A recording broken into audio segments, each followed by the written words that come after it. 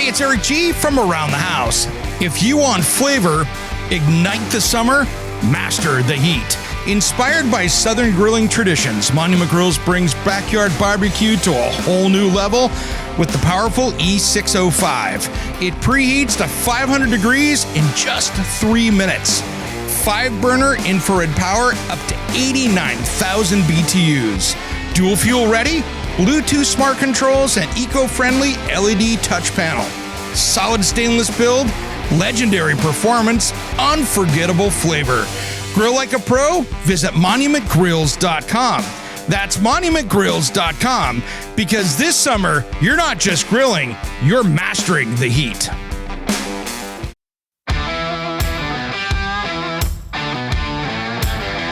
Welcome to Around the House with Eric G, your go-to source for everything home improvement. Whether you're a DIY enthusiast or just looking to make your space shine, Eric G is here to guide you through the latest tips, tricks, and trends.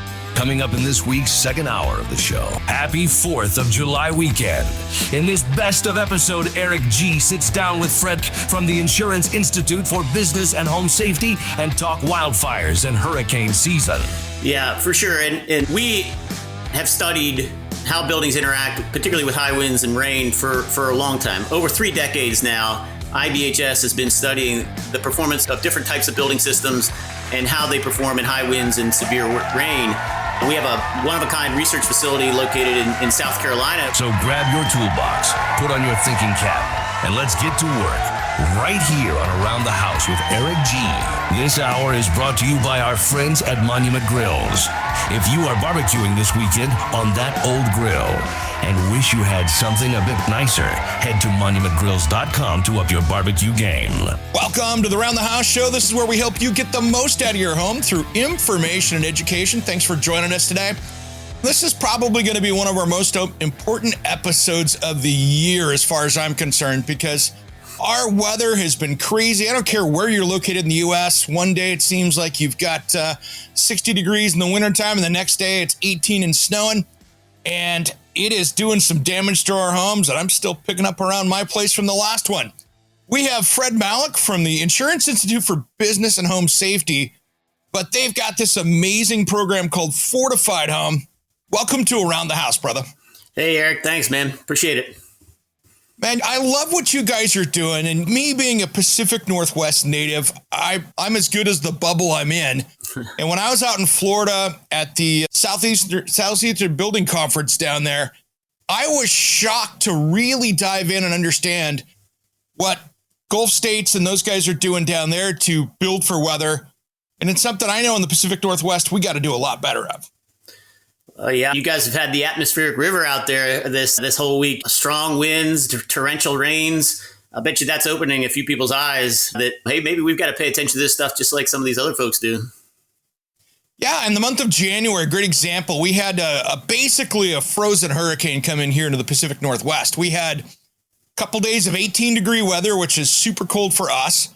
And then we had winds coming down the Columbia Gorge here that were 80 to 100. And we had trees coming down and just destruction. It looks like a hurricane hitting some neighborhoods. Yep. And we got to do a better job of building homes that way. Yeah, down on the Gulf Coast and up through the hurricane-prone portions of the East Coast, we've been using something called a graduated scale of design wind speeds for a while now, which helps to improve performance by leveling up the components and cladding in particular, and some of the other structural design elements of the house. But for most of the country, including where you are out there in the Northwest, the design wind speed is pretty flat. It's 115 under the most current version of the building codes. And that leaves a lot of room for improvement when you're encountering the kinds of conditions you guys are seeing now. Absolutely. This is one of those things that it was shocking, because I was looking at it going down there, looking at the building codes, because we were building up those little demonstrations down there. And I'm like, wow, We're tying the top plate into the foundation. This is stuff we should be doing around here. Yeah, the load path is certainly an important feature of the home that you're talking about. And that's a series of connections that ties the roof to the wall, to the floor, and the floor into the foundation and the ground. The whole purpose of that is to transfer all those loads that can be applied to the house, either by the wind or even those dead loads from things like snow, get that stuff into the ground. That's the whole goal. But the areas of the house that are the most vulnerable, even at lower wind speeds, are things like the roof and your garage door, believe it or not. Yeah. Yeah, that garage door is shocking. We think about roof, right? You get a 50, 60 mile an hour wind and all of a sudden you got shingles in the driveway. But I think people really don't realize or forget that is one big sail that's covering their garage door. And if you've got that budget-friendly steel one, those things taco in pretty quickly. Yeah, and the unfortunate thing is it's maybe been an underappreciated risk that's out there. And so the market just really hasn't demanded that things like labeling and lots of transparency about design wind pressures and ratings for the garage doors be included. Now, that's been a staple in hurricane-prone areas for a long time, especially in Florida. Florida really brought that to the country after Hurricane Andrew. Until recently, there really hasn't been a whole lot of transparency for folks that are building away from the coast. And so builders like you and me maybe would like to make a better decision. We just didn't know what we didn't know, which is crazy. But now that's starting to really come to light. And we've got a lot of great research that just shows how important that garage door can be, even to keeping something like your roof on. Yeah, that's you got me thinking about that garage door, because once that garage door comes in, now you've got the lift on the roof system. And so all of a sudden, those maybe traditional hurricane rafter ties, those little pieces of sheet metal, are the only thing holding the roof on the building. And if that's an attached garage, once you open that up, you're now really just asking for issues on the rest of the home as far as losing a roof system. Yeah. Back in the day when I first started learning how to build a house, I was building in Virginia, and we used to put those little things called hurricane clips. And I was well away from the coast. I as a new guy in the industry, I was like, what are we putting hurricane clips on for? We never see hurricanes here. Here we are, fast forward 30 something years later. And I really understand and appreciate the value of those things. But yeah, when you're talking about the garage door, so imagine your house, or think of your house as a rigid balloon. And as long as the windows and the doors and all those features stay intact, the air pushes on your house, it moves around your house, but your house is designed to take that load in those places. But if the garage door fails, which is the largest opening in the house, then that air is rushing into that rigid balloon, and it has to go somewhere. And the only places it can go is out or up. And the out or up is when you start to see things like wall and roof failure.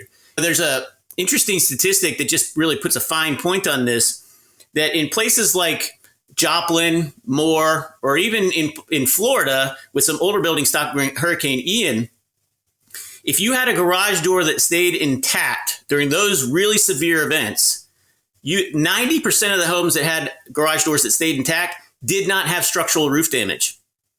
Wow. That's crazy, isn't it? If basically read a different way, if your garage door was damaged, you were very likely that you had some sort of severe structural damage to your home. That's the kind of risk that particular component of your house can either prevent or really contribute to some sort of damage.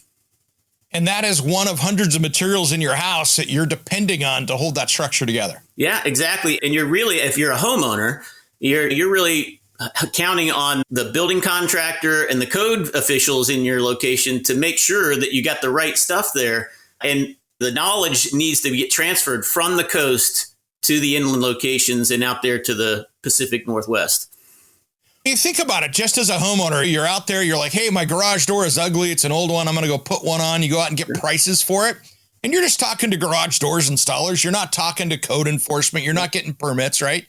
And you're out shopping for them and go, that's a good buy right there. And I just need a simple garage door. You don't see it from the street. Who cares? And they order it and it comes in, they put it up. They don't think thinking about it. But if they'd have spent maybe a few hundred to 1,000 more, the level of protection in a wind event is massive. Yeah. And you just made an excellent point that this is not the kind of mitigation that maybe costs you a fortune, or really is something that you have to really think long and hard about, because it's going to be years before you can get a payback on that.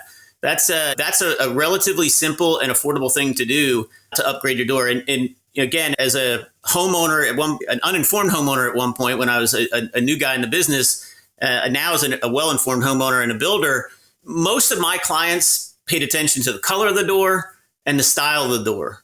Those are the things that they were going to interact with every day. What does it look like? How does it enhance my curb appeal? And those are reasonable and justifiable things to be thinking about. But you also want it to perform. And if you don't know the design pressure rating of your door, then you really don't know whether it's going to protect you. The fortunate thing is at IBHS, in our Fortified program, we have very specific information about what kinds of design pressures you should be looking for based on where you are in the country. Don't go anywhere. The Around the House show will be back in this best of episode from the Insurance Institute for Business and Home Safety. We will be right back after a word from our sponsors.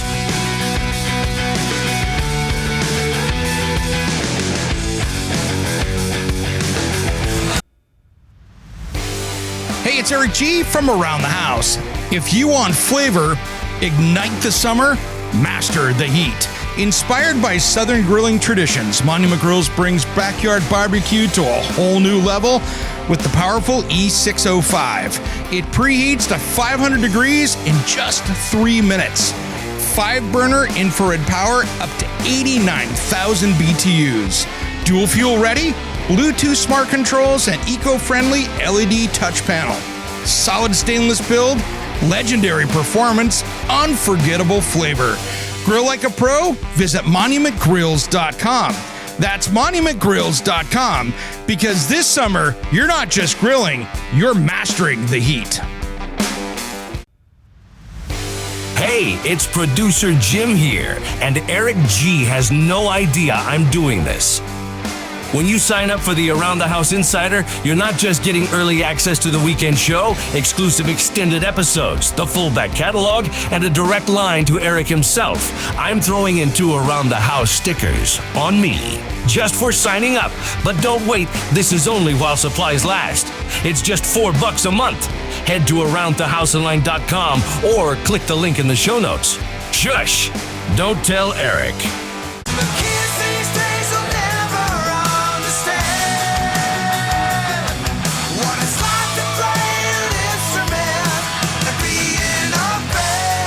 What's up? This is Sticks It In Ya.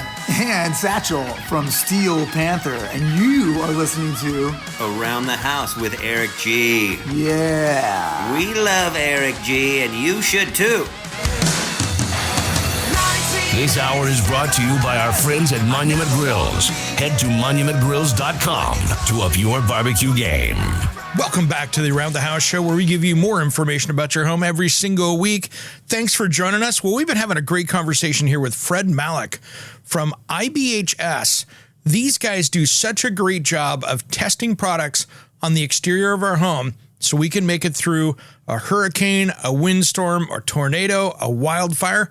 Now let's get back to the program. That way you could just say, hey, I need a door. It needs to be almond. It needs to have the black brackets, and it needs to be DP 35 and plus 35, negative 35.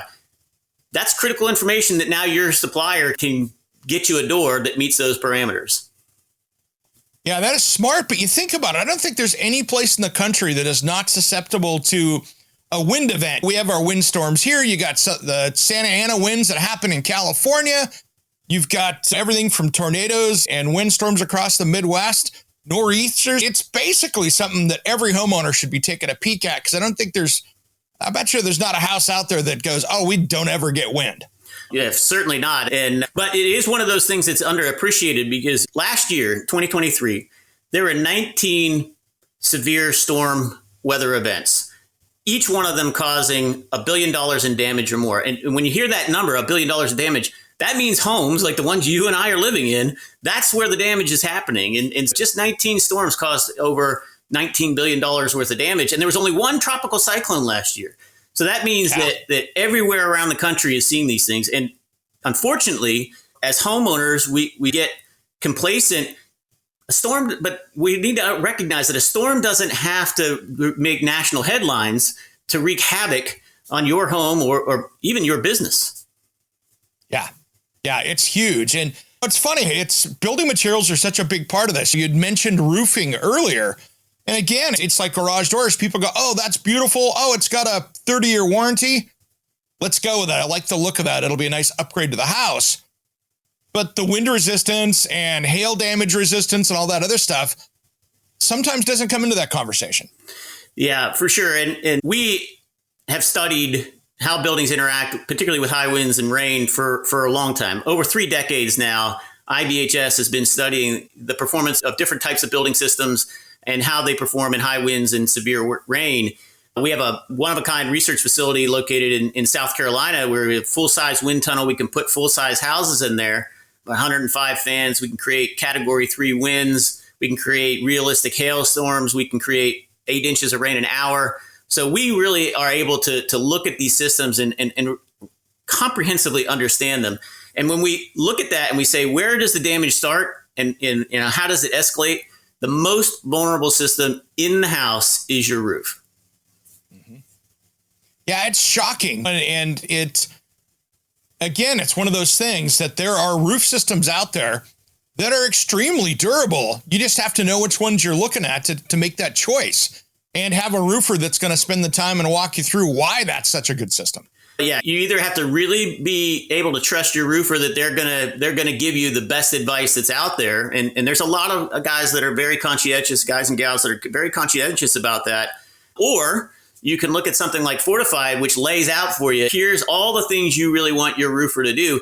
You don't have to be an expert and talk to somebody like you're in the trade. You just have to say, hey, I know about this Fortified thing. Here's their checklist. I'd like my roof to check all these boxes. So we solve a lot of those communication challenges and those technical issues for homeowners. And all they have to say is, I want a fortified roof. But to your point, I think one of the things that you mentioned, and I think it's a very typical way that folks look at their roof, but they're primarily focused on the cover because that's the thing that they can see, and it's doing the heavy lifting. But really what makes a roof system durable is the entire system. So it's everything that from the roof deck, which is connected to either the rafters or the trusses that make up the structural components of your roof, how that is attached, how thick is that. Then on top of that, there should be a redundant layer of roofing that creates what we call a sealed roof deck. So a lot of times in modern houses, especially now, we have these big 4x8 sheets of roof sheathing that come together. And every time you have 2 sheets coming together, you have a seam. And because of the way Mother Nature works, when humidity increases or decreases, those sheets expand and they contract. So we have to, as contractors, leave a gap in there to allow that to happen so you don't have unfortunate cosmetic issues, you don't have performance issues. Those gaps provide an unfettered pathway for water to get into your house if the primary roof cover is lost. And so Amen. we talk about sealing up the roof deck, and we've got 5 different techniques for doing that. So you don't have to just be married to one specific thing. There's lots of options depending on where you are, what kind of roofing you're using, what climate zone you're in. There's lots of ways you can achieve a sealed roof deck. The most important thing is you get one, that you have one. Yeah. Because our studies have shown that roof coverings, they fail. And unfortunately, they fail in events that are below what their technical design level is. And once that happens, if you don't have a sealed roof deck, a typical underlayment that's installed, it goes too. And now that exposes that roof deck. And we did a study once that showed that for every inch of rain an hour that falls on a bare section of a roof deck, not the entire roof deck, a bare section of the roof deck, that can allow 9 bathtubs of water to come into your house for every inch of rain that falls. And where you are in the country, you guys get a lot of rain. Yeah, absolutely. And what's interesting, and it's sometimes not even the fault of the roofing system that's up there. Maybe it's the neighbor's patio furniture that got caught in the wind, hits the edge of the house. Now you've damaged the drip edge or whatever, and the wind's getting underneath it. And then Mother Nature takes it the rest of the way. And then you've got a water feature coming into your living room. Yeah, you're right. The secret to a fortified roof is basically 3 steps that can be summarized as nail it down, seal it up, lock it in. Nailing it down refers to that roof deck, making sure that's properly attached and it's not going to go anywhere. Sealing it up, we've already talked about. But the locking it in piece is the edge. It deals with how the edge details are done. No matter what your roof shape is, whether you have a gable end roof shape, you got a hip roof, or some of the other more complex and exotic sort of roof shapes that we see out there, wherever you come to an edge or a ridge, Okay. That's where the highest pressures are going to be exerted on your roof by the wind. And so they're very vulnerable. And if you're not paying attention to those details, as a lot of people do, they gloss right over that stuff. If you're not paying attention to those details, you're right. You can have damage that gets started for some reason. And once it starts, it just escalates from there. Yeah, I can't tell you how many videos I've seen on social media where guys doing roof tear-offs, and they're pulling like a full square of shingles off at one time because they weren't attached correctly. It looked like it was the easiest tear out ever. And that's just an installation error where they made a mistake, but at some point down the road. But I really like with that system and what you guys are doing. And I think we should talk a little bit. Let's jump off materials for a minute and talk about fortified home and really what that is, because what you guys are doing, I love, because you're not one manufacturer out there pitching a product. You're out there pitching better products for a home independently. Don't go anywhere. The Around the House show will be back in this best of episode from the Insurance Institute for Business and Home Safety. We will be right back after a word from our sponsors. Hey, Around the House fans, we've got some exciting news. Our website just got a major upgrade, thanks to the pros at sitehypedesigns.com. Now it's easier than ever to catch up on episodes, find expert home improvement tips, and connect with us. Head over to aroundthehouseonline.com and check out the fresh new look, and make sure to follow us on all our social media channels. It's your ultimate home for everything around the house.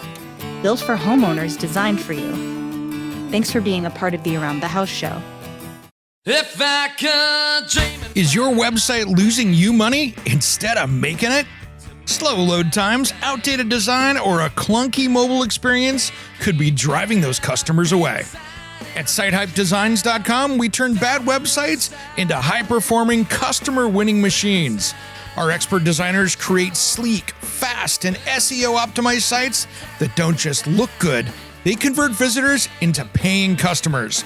Don't let a weak website hold you back. Visit sitehypedesigns.com today for a free website audit and discover how we can take your business to the next level. Sitehypedesigns.com. Websites that work as hard as you do. For our Around the House listeners, use promo code ERICG for a free website audit and a free half-hour consultation call.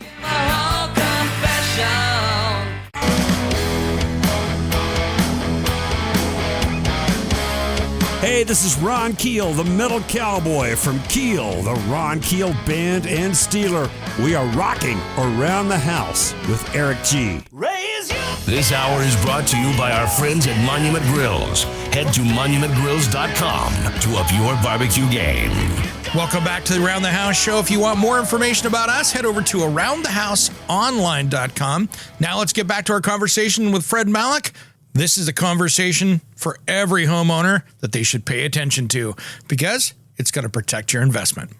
That you have multiple options and multiple solutions to make somebody's house more durable in a storm. Yeah, so we are, as a 501(c) nonprofit research organization, our focus is really how do we learn what we have to know about making buildings more durable. And then how do we get that information out to people when at the right time when they're making important decisions? Sometimes you may be making a decision today that you're not going to have an opportunity to revisit for 10, 15, 20 years. For example, if you're putting a new roof on today and you don't know about fortified, tomorrow you learn about fortified, you're not re-roofing for at least a decade. So it makes it very difficult to accomplish something affordably if you're not aware. So we're trying to push that information out. That's what fortified really is designed to be, is a way to get information out to the folks that need it when they need it. But fortified is based on the science that we do at IBHS. And we've looked at how buildings interact with these severe weather events. And we've identified what is the hierarchy, what happens first and most frequently at the lowest intensity of wind and rain. And then how do we ratchet up the level of resilience as we get to those less frequent but more severe storms? And so we put together the Fortified program that is meant to walk alongside the local building code. We're not a building code replacement, because our mission is to focus on some very specific things in the house. So we don't deal with things like HVAC and plumbing, electrical, that kind of stuff. We deal with what is making your roof vulnerable to wind and rain, How can we secure that building envelope, things like that. Fortified is broken down into three pieces: roof, silver, and gold. We've already talked a bit about roof. If you want to improve your resilience, then you get to your openings, and that's where we talked about garage doors, right? Focusing on your garage door, especially if you're away from the coast, the most important opening in your home is going to be that garage door. That's the one you're going to want to focus on the most. But if you are closer to the coast, then you start to look at things like windows, ingress and egress doors, or personnel doors in and out of the house, attached structures like porches and carports. How are those attached to the house? Things like that. And then if you want to have the supreme level of resilience, that's where you go to gold, fortified gold. And fortified gold builds on roof and silver and adds that continuous load path we talked about earlier, right? So now we're really looking at how is the load path designed, and how are the connections, how are they executed? And one of the other things that makes fortified a little bit different than what you may be used to, especially if you're someplace that doesn't have a lot of code enforcement, which is a good bit of the country, fortified includes a verification step. So we train independent evaluators across the country. We're in 27 states now, over 60,000 homeowners living under fortified roofs now. We'll do another 15 to 17,000 this year. But we train independent evaluators. We also train roofing contractors to know how to install fortified roofs. But the evaluators partner up with the homeowner and the contractor. They collect documentation during the construction process, whether it's a re-roof or it's a new construction job. And at the end of that, similar to what you may be familiar with when it comes to LEED or Energy Star, they bundle up all that information. They send that up to me and my team. And we have a staff of experts that looks at every single job, reviews every single picture, and says, hey, you know what? This meets the fortified standard. We send out a certificate, and that certificate then can unlock things like lower insurance rates, it can give you more choices when it comes to property insurance. There's tax incentives. And for most people, it gives you the ability to communicate to a potential buyer, hey, my house has these improvements built in, and this certificate tells you that you can count on the things that are there. So that's fortified in a nutshell. Yeah, and it's amazing. A lot of people, we've got people all coast to coast in the country that listen to this radio show and podcast and worldwide, but I think a lot of people think of you guys as you're the Gulf Coast states group, but you deal with wildfires and everything else. And on the West Coast, that's a common occurrence for us here. And even shockingly, I think for the world, Hawaii last year. And there was such a great example of seeing the flyovers of the devastation there. But then you see a home or two that are virtually untouched, and everything else you can't even tell except for some concrete foundation that something was even there to begin with. Yeah. And it really shows how planning ahead on the building side of things can make a difference of the house standing or not being a sign of it. Yeah, I think that the important thing too to know is that you don't have to be building new to get to be resilient. There are things you can do to fortify or make your home wildfire prepared. Our sister program, which you just referred to, is called Wildfire Prepared, and it follows a very similar sort of philosophy that we do on the fortified side. But it really says, what is the thing that poses the most risk and what can we do about it? And on the wildfire side, by the way, I didn't mention it earlier, but at our research center, we actually can burn stuff too. We can create ember showers in our test chamber, and we can really understand how wind impacts the flow of embers around a house, how radiant heat and how the proximity of different types of fuel can interact with the building. But on the wildfire side, Lahaina provided a really clear and stark example of how important that first 0 to 5 feet happens to be around your house. That's where a lot of combustible material tends to accumulate around our house. And if you have those fuels up close, your home is really vulnerable. And that's going to it's going to require a change in how we as consumers and homeowners think about our property, because we love to have beautiful stuff right up close to our house. We don't want it to be unattractive from what we're traditionally used to. But if you really want to take control and minimize your risk, we really got to think about that 0 to 5 feet. Yeah, those beautiful evergreen shrubs and landscape bark and even just lack of maintenance can be the difference of having a beautiful home and filing an insurance claim for the whole for the whole thing. You know what? You just said something that's super important, Eric, and that is this concept of maintenance and deferring maintenance. When it comes to an existing home, whether you're trying to resist high wind or rain, or you're trying to resist wildfire types of scenarios, homeowner maintenance plays a big role in landscape maintenance in particular when it comes to wildfire. But lots of folks may be listening to this and saying, you know what, I'm not building a new house anytime soon. Interest rates are pretty high, and I'm not sure when I'll be able to afford to do that. If you're in an existing home, you may not be moving anytime soon. So you're looking at, how do I harden my house that I'm in today? And there's a lot of DIY stuff that you can do to help to minimize the potential impact of severe weather. It does not necessarily take a re-roof to do it. And we have some really great resources for folks. We have a website called ibhs.org. If you go to ibhs.org, we have on our website things called the Thunderstorm Ready Guides. And in there, there's a list of things that you can do. Just as a couple of examples, if you're really worried about wind and rain, and as we've talked about, everybody should be, a couple of things that really stand out. One is, take a walk around your house and look to see if you see any gaps around your windows, your doors, things like caulking. A small opening can allow a tremendous amount of water in. And unfortunately, what we see is once water gets in, the cascade of damage and the amount of financial loss that can occur grows rapidly. So even those small gaps, just going around with a tube of caulking and caulking those gaps is a really great way to minimize wind and rain risk. Also helps out with wildfire, to be honest with you, because embers just need a small little area to get into something that is combustible. Caulking is one thing. Taking a walk around your house, trimming up your trees, cleaning up debris, making room in your garage for your car to get back in there, right? How many of us have accumulated stuff in our garage and our car can't go in, but if your car's sitting outside and a hailstorm comes, you're going to be looking at some pretty serious damage. So just those kinds of things. And what makes it super DIY friendly is these are things you can do in small chunks. You don't have to do it all at one time and like under pressure, under threat when that storm is right around the corner. You can make it into bite-sized chunks. Just do something every weekend. Don't go anywhere. The Around the House show will be back in this best of episode from the Insurance Institute for Business and Home Safety. We will be right back after a word from our sponsors.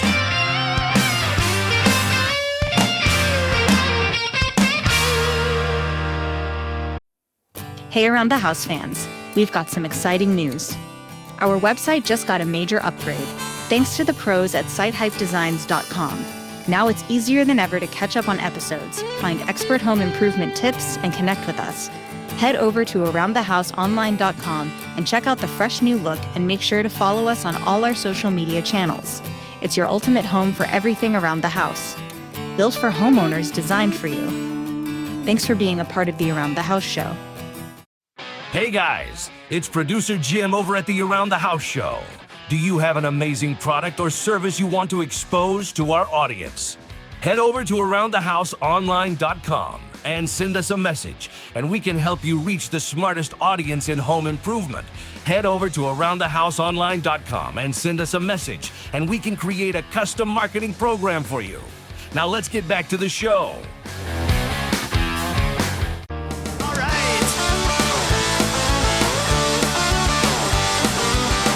This hour is brought to you by our friends at Monument Grills. Head to monumentgrills.com to up your barbecue game. Welcome back to the Around the House show. To find out more information about us, head over to aroundthehouseonline.com. And don't forget, we have a closed group, Around the House Nation, over on Facebook. I'd love to see you be a part of that and share up your photos of the project you're working on. Now let's get back and wrap up this conversation with Fred Malik from IBHS.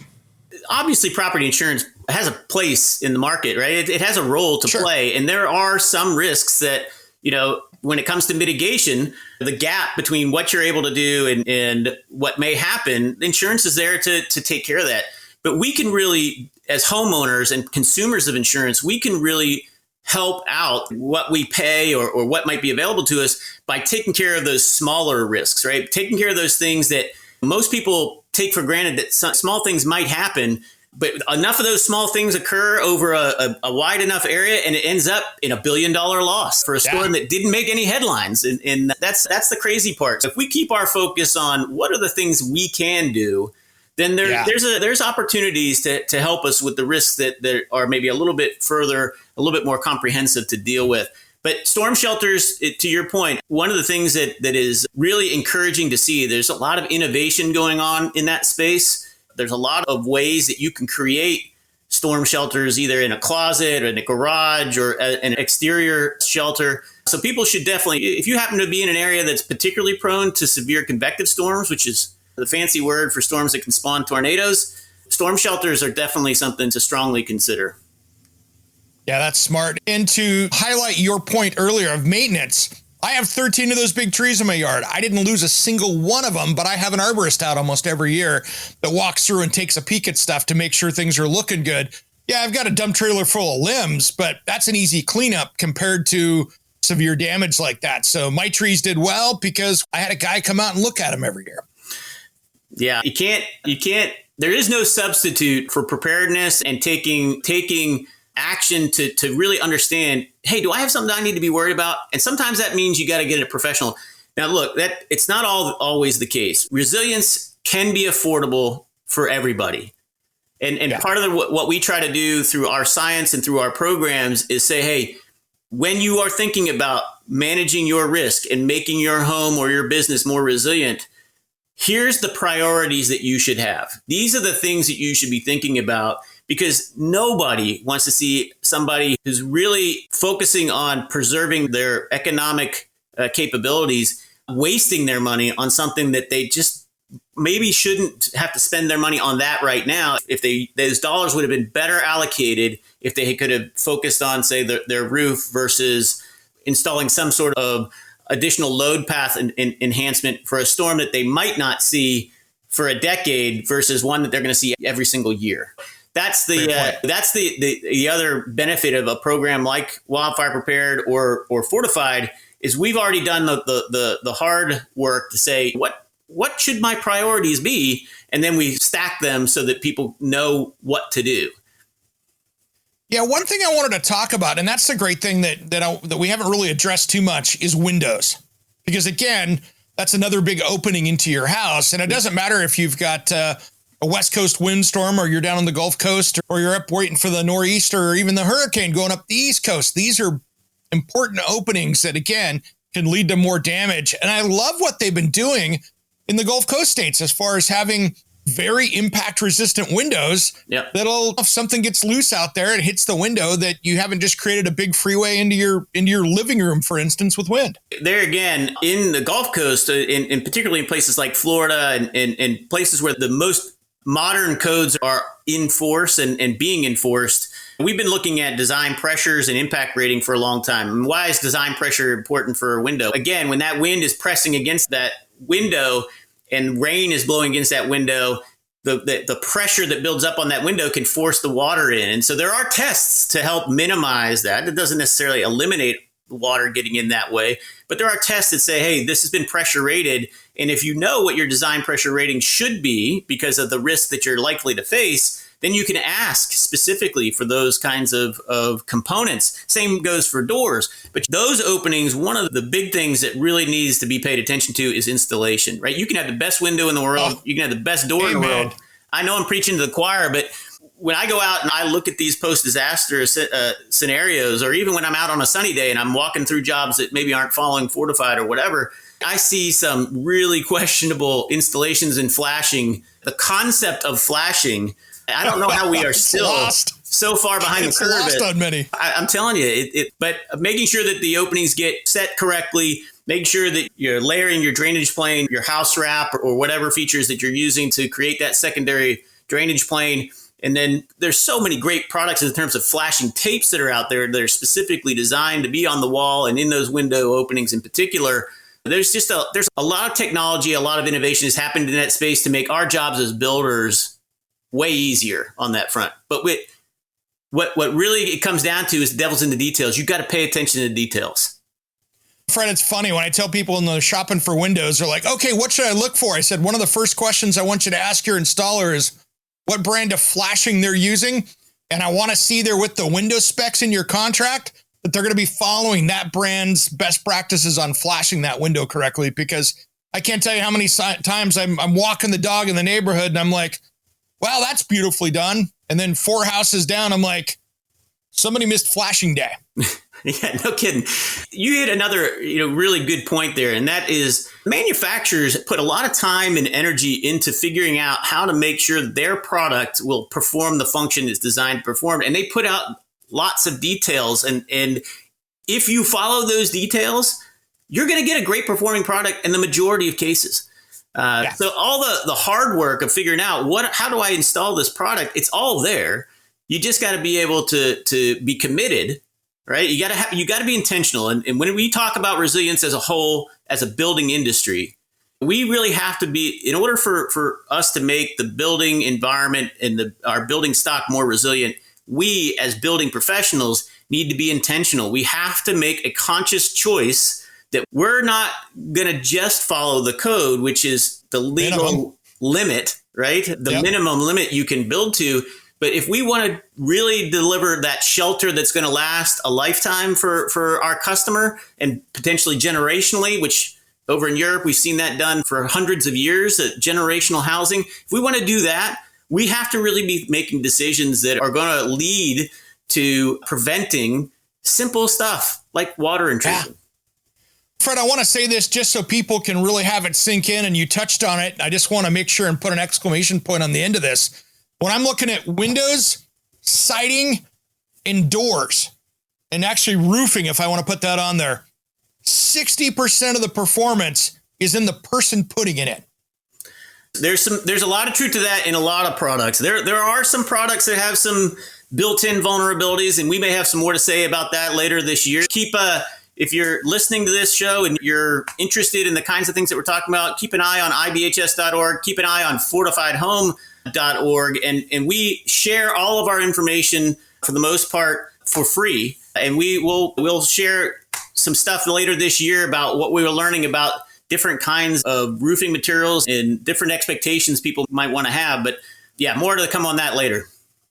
Excellent, man. Excellent. We're starting to run out of time here. I want to put a nice bow around this. If people are thinking about building a home, what's their first steps to be working with you guys? Yeah, first thing they want to do is go to fortifiedhome.org and take a look at the standard. And if you're working in a design phase or you're interviewing contractors, take the standard and ask them to take a look at it and tell you what do they currently do. And you need to tell them, hey, this is what else I would like you to do. And the other thing that they need to do, the 1B, step 1B in the process, is we have a free provider network directory. And you can click on that and find a professional in your area, particularly the Fortified Evaluator. That's your partner. That's who's going to document your project. And you want to find one of those really early in the process because they can help you understand what's going to be required and how we need to document it. And if you're in a wildfire zone, does the same rules apply? Yeah, so out in California, the Wildfire Prepared, we have a really cool website out there, wildfireprepared.org. And you can, again, there's a really clear set of instructions on how to start that process and get an inspection done, particularly if you're in an existing home. But the standard is up there for anybody to see.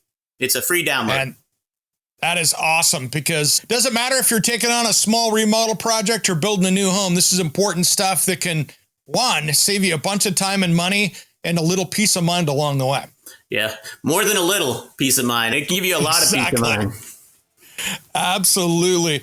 Hey, Fred, thanks for coming on today. Let's hit your website one more time so people can find that and do their own research and get educated on the process. Yeah, so 2 important websites, ibhs.org. Take a look at our thunderstorm ready guides for homes and commercial businesses. And if you're interested in taking a look at Fortified, go to fortifiedhome.org.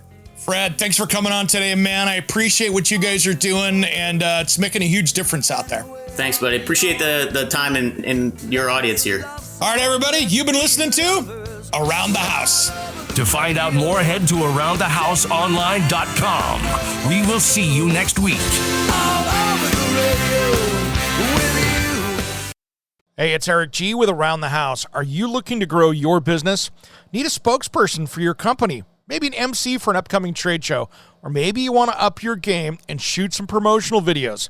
My team of experts would love to chat with you. Head to aroundthehouseonline.com and fill out the contact us form, and we'll set something up. Thanks for listening to Around the House.